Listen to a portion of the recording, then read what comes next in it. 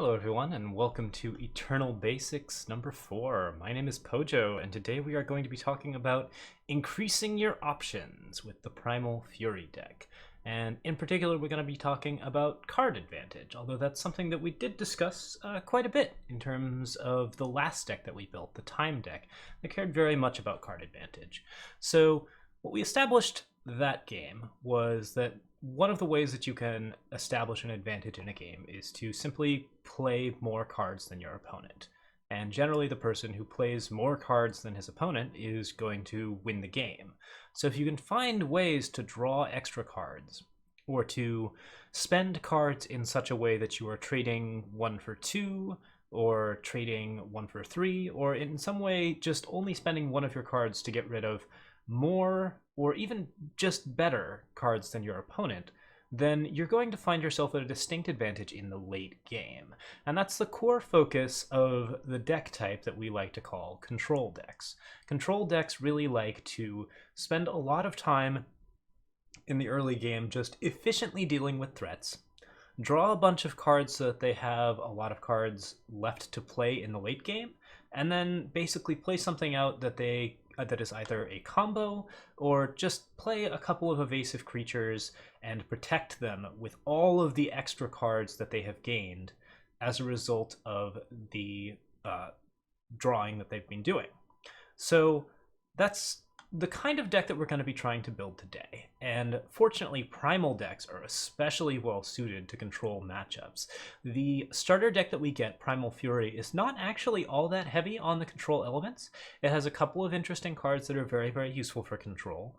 But what we're going to be doing is we're going to be switching this deck away from its current theme, which is flyers, and into a more spell-focused theme, because that's something that we haven't done yet. And that's something that I'm pretty excited to do. So with that, let's take a look at the cards. And there are quite a few cards here that are actually just bad. So that's a good place to start. First off, we have a Rakdodon. Rakdodon is a 4/5 overwhelm for 6. And as far as creatures go, as far as units go, it is really not very well statted. You can see that it basically fails what you would call a vanilla test. Most vanilla creatures you want to have power and toughness at least equal to the cost of the card themselves. And we've already seen comparative cards such as Predatory Carnosaur, which is a 6/6. Lots of different cards that are 4 cost or 5 cost that are much bigger than a Rakdodon, and also have a skill word like Overwhelm that's very, very relevant. Rakdodon's a big, beefy body, but he's one of the worst primal cards out there, so he's going to be the first to go. So we're going to just cut that out, and we'll talk about the add-ins, I think, at the end here, because there's actually quite a few that we need to get through first. Okay, we have Scaly Gruon here. Scaly Gruon is a 1/4. As far as stats go, that's actually not bad. That's a pretty sizable amount of stats for a 3-cost card. But the main problem here is that it only has 1 attack. And as a result, it doesn't actually do anything when it's on the board. This is fairly important to understand. If you have a creature that is played later in the game but doesn't actually have a lot of attack, it's not likely to be able to influence anything. It can't trade with creatures. It can't do damage in a way that meaningfully wins the game, and about the only thing that it can do is maybe get equipped with weapons, in which case, if you have a big creature like this, you want it to have some sort of ability, right? Because if you're going to put weapons on it, you want basically a little bit of extra value for your money. What Scaly Gruon does do really well, and this actually is a reasonable reason to leave it in your deck sometimes, is it defends your board on the ground from all of the early game threats. Like if someone's playing an aggressive deck, Scaly Gruon's likely to sort of stand in the way. It's resistant to Torch, so it's an okay card for defense, but we don't like it at all. It just isn't very good for our purposes, so we're going to throw it out. Because we're looking for ways to efficiently trade cards, and Gruon just can't do that. Alright, so in addition to that, we have like only one other creature here that doesn't have flying, and that is Jaral's Frostkin. Jaral's Frostkin is another card that doesn't actually generate card advantage, but it does generate board advantage by stunning enemy units. And we've already talked about how stunning, while an extremely useful aggressive tool, is not always that great on defense, because it still leaves the creature on the board, still leaves the unit on the board. Yeah, so this card is going out as well. And with that, we no longer have any cards that are flyers, with the exception that are not flyers, with the exception of Jotun Hurler. So there's one other card that we can cut, That is Cobalt Acolyte, which gives a unit flying. Cobalt Acolyte can function as a simple 2/1 flyer just by itself, but its main advantage is making big creatures into flyers, and we don't really need to do that here, so we'll cut Cobalt Acolyte as well. That's a pretty sizable amount of the deck, right? So let's go ahead and look at getting rid of the cards. One more thing that we want to ditch, that is Cloud Snake Hatchling, a 1/2 for 1 with flying. This card is just a little bit weak, doesn't really do a lot for your deck. It's good with Windshaper, but we're not going for a heavy flyers theme, so we're going to cut that out as well. All right. Now, in place of that 1-cost card, let's replace it with another 1-cost card, Permafrost. This card stuns a cursed unit for as long as it is cursed. It is actually not permanent removal, which is kind of interesting, but for the most part, it usually gets rid of a unit in a way that is so permanent that it might as well be removal. This card is very powerful. It's considered to be one of the stronger uncommon cards in the game. It's considered to be one of the stronger removal spells in the game, just for its extremely low cost, which means that it can efficiently deal with threats. It has its disadvantages, namely that it can't deal with endurance units, and if units get endurance later on, then they lose the Permafrost, which can lead to card disadvantage on your part. But what we're usually looking at is a very efficient way to deal with a very big creature that is a problem for you. So that card goes in. Now, we want more removal in general. So cards that we're going to be definitely looking at here are Lightning Storm, which I'm really surprised this deck doesn't already have 4 of. This card stops aggro decks cold, which is very good for you, right? Like, specifically, if you're running against red decks or anything that wants to play down a lot of early game threats, Lightning Storm is going to clear out those threats, get you extremely good card advantage where it trades 1 card for as many as 2 or 3, and also, like, keep you protected on the board while you build up to your extreme late game, because control decks are an even later game type of deck than mid-range, and we want to get to our late game more than anything. Lightning Storm is the best way to defend ourselves for that. We also have Lightning Strike here, and that's not bad either. Okay, let's add a little bit more removal, why don't we? We're going to throw in Static Bolt. Static Bolt is a card that is a common. It deals 1 damage and increases the damage of all static bolts in your hand and deck by 1 every time it's drawn, meaning even the first one deals 2 damage, which is not bad at all. This card works very well with a card called Second Sight, which I'm going to throw in too. And it can lead to a game-winning situation if you draw enough of them, or if you can do something special with them. So we're going to be looking at that card in particular. Okay, we've also added in Second Sight. This card is a fast spell that says draw 2 cards, then put a card from your hand on top of your deck. This card might look like card advantage, but it actually is not. All it does is, when you look at it closely, basically, since it draws the 2 cards, you spend the card in your hand, and then you put a card from your hand on top of your deck. You're not actually gaining or losing any cards when you play this. This is essentially what we call a cantrip, or a card that is replacing itself on the deck, but not actually giving you any card advantage. So, well, it's close to a cantrip. Most cantrips do something, and then also don't affect your card advantage meaningfully in one way or another. So they're the equivalent of playing a small effect and then drawing a card. That's maybe a poor way to explain this, but in general, the idea behind Second Sight is that if you play Second Sight, your card, the size of your hand does not go up or down. Second Sight is very useful because it allows you to put cards from your hand on top of your deck, which is extremely useful for cards like Static Bolt in particular. It's also good for creatures that have Echo. We don't have any Echo creatures except for Thunderstrike Dragon, but we can create an extra card and thus card advantage by doing things like that. So that's something important to note. If we put a Thunderstrike Dragon on top of our deck and we draw it, we'll get an Echo copy of that creature, or an Echo copy of that unit, and that'll help us out. Okay, there's one more card that I want to put in here. I took a lot of flyers out, so I want to add a little extra power, as well as a little bit more in terms of card advantage, because we don't have as many card advantage cards as we like. We have Wisdom of the Elders, which I'm actually going to move up to 4. Let's go ahead and cut something for that. Thunderbird or Wisdom should be good. Then we're also going to take out these Primal Incarnations. This card is a useful finisher at times, but it's very vulnerable, and it's not really anything that we want. So we're going to cut those, And let's cut let's cut 1 to 2 of the Windshapers as well. What we're going to throw in instead is Elysian Trailblazer, which I think we'll only need to do about 3 of. And now, Elysian Trailblazer gives the top spell of your deck Echo, which means that it essentially creates an extra card for you when you play it. That's very important as far as drawing lots and lots of extra cards go, but it's also pretty useful because it creates some interesting combos with Second Sight and Static Bolt. And that's the basis of a type of deck that I have coined the Carpet Shuffle, which is based around building up Static Bolts until they do upwards of 7 or 8 damage apiece, and killing your opponent with a lot of them. So this is a possible victory condition, in addition to also being a card that gives us very good card advantage. The other card that I'm going to bump up a little bit here is Jotun Hurler. Jotun Hurler draws an extra snowball when you draw it, which is pretty neat with Second Sight, because we can redraw Jotun Hurler with Second Sight to get extra snowballs, once again creating card advantage. This card is also just a really good way to defend ourselves in the early game, and it's a decent mid-range card that we can play that's going to do some damage and be helpful for us.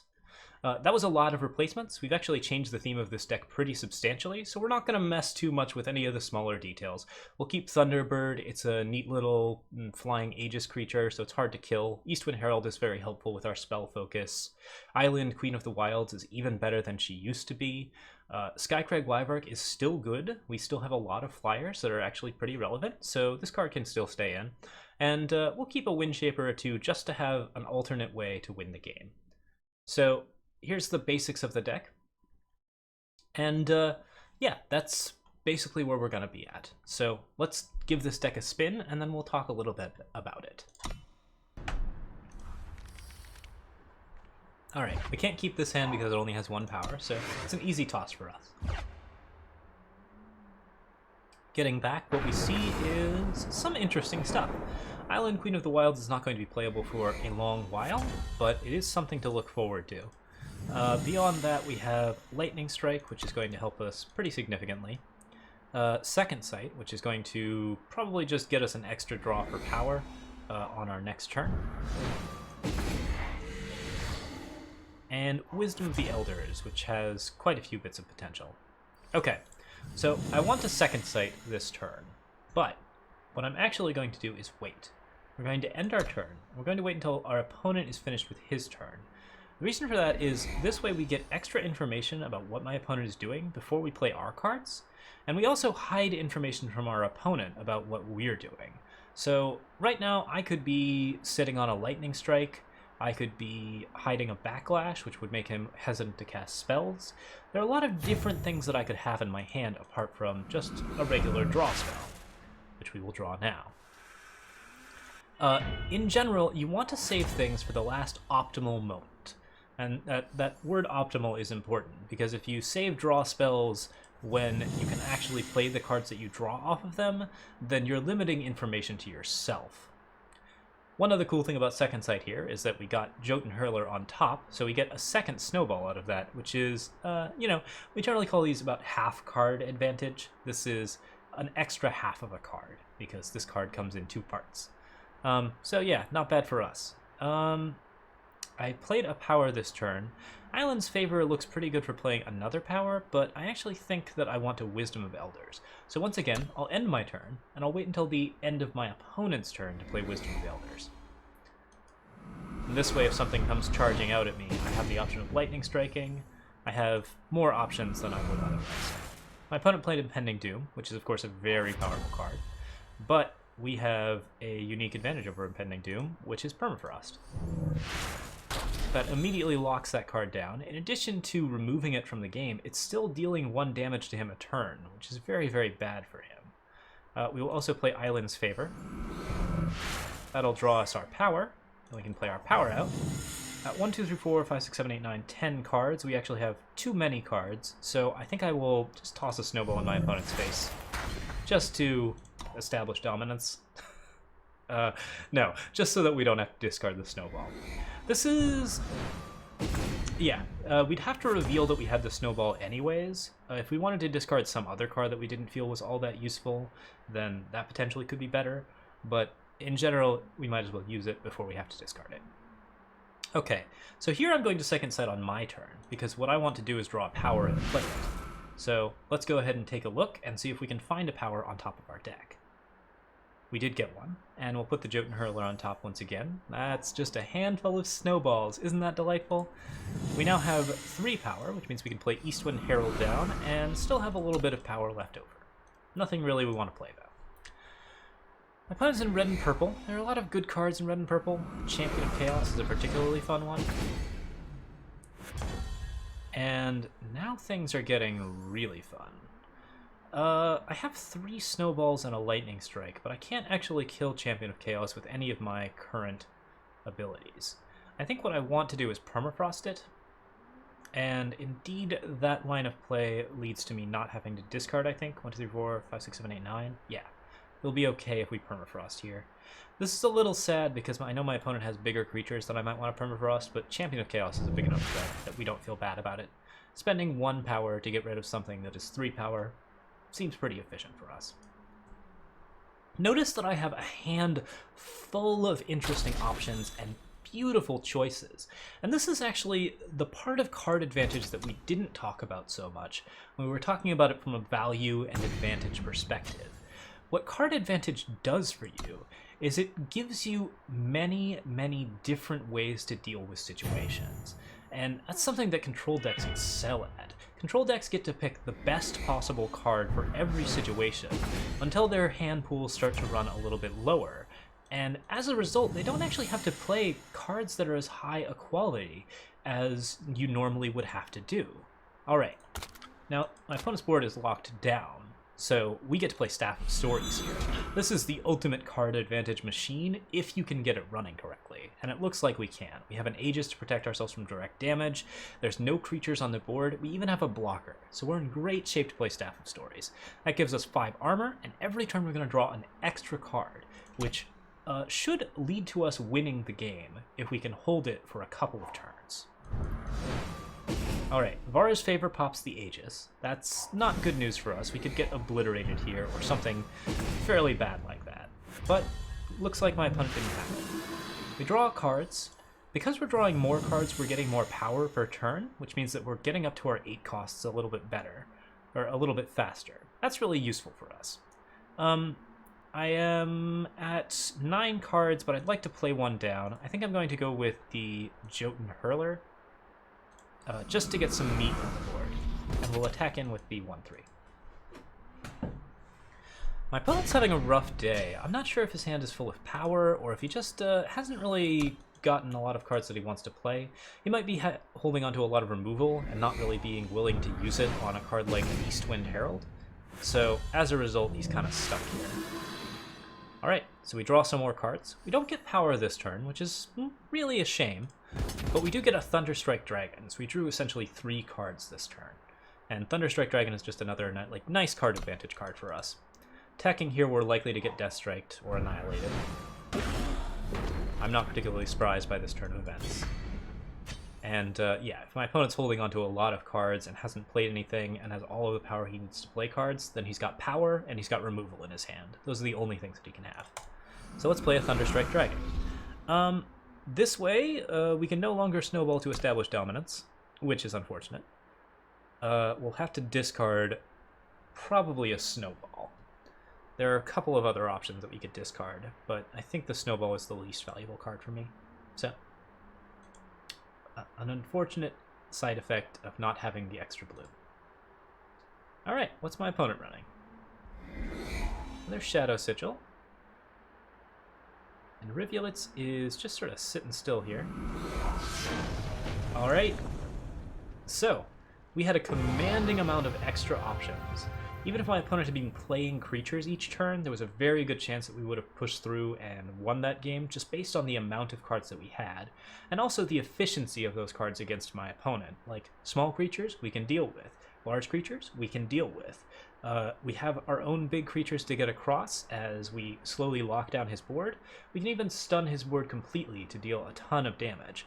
And that's pretty relevant as well. And then finally, at the end of the game, we get to play Eilyns, and with all of these snowballs, we get to duplicate our spells.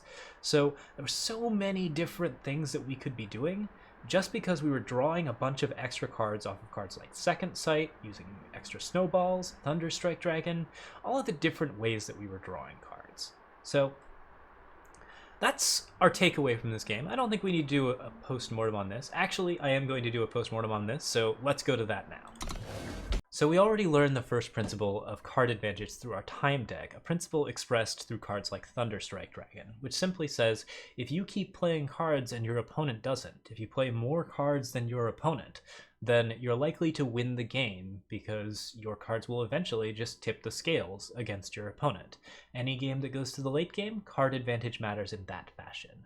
But what we're learning from the blue deck is something slightly different, and that is that card advantage allows you to build out your options. It allows you to pick the most efficient answers, it allows you to pick the best cards for any particular job, and cards that do that are just as important as cards that basically outweigh your opponent on the scale. You'll see that many of the cards in this deck are not particularly efficient. They don't actually do a very good job on the board. Some of them don't actually even do all that good a job in terms of removing creatures. They're just slightly good at a particular type of job. But because we draw so many of them, and because we have so many different options, we can always pick the best possible card for the job. And that's an important aspect of drawing cards as well. So think about building out your options. And when you start thinking about that, you can look at cards that don't provide card advantage, but provide you with ways to reduce the randomness that the deck inflicts upon you. And that includes cards like Second Sight, which allow you to get basically an extra draw and pick cards off the top of your deck that are important to you early in the game. It also includes cards like Push Onwards, which draws one of the top 3 cards of your deck, reduces its cost by 1, and then puts it into your hand while the rest go to the bottom. This is another way that you can just sort of organize the top of your deck and make sure that you're drawing the cards that matter to you, the cards that are most important for the particular situation. These cards are incredibly powerful and should not be discounted. The most powerful of these cards is Forbidden Lore, which is costed appropriately for it. Oh, sorry, it's called Celestial Omen. I am an old beta player, and I sometimes forget the names of cards. Celestial Omen. Draw a card of your choice from your deck. This card costs 6 power, and it's entirely appropriately costed, because it turns out this type of effect is very, very powerful in Eternal. This type of card says, your entire deck is your hand. Pick the card that you want. Choose your own fate. And you can see from the cost of this card why it is that this is a powerful, powerful effect. So building out your options like this, figuring out ways to pick cards that are most important to you, is an extremely important aspect of not only control decks, but Eternal in general. And that's the thought that I'll leave you with today. Join us next time. We'll be looking at the Shadow deck, and I believe we'll be talking about Synergy, but there may be a change of plans depending on how that goes. Feel free to like or subscribe if you want to. I do appreciate it. Let me know in the comments how I did and what I can do better. Thank you so much for watching. I will see you next time.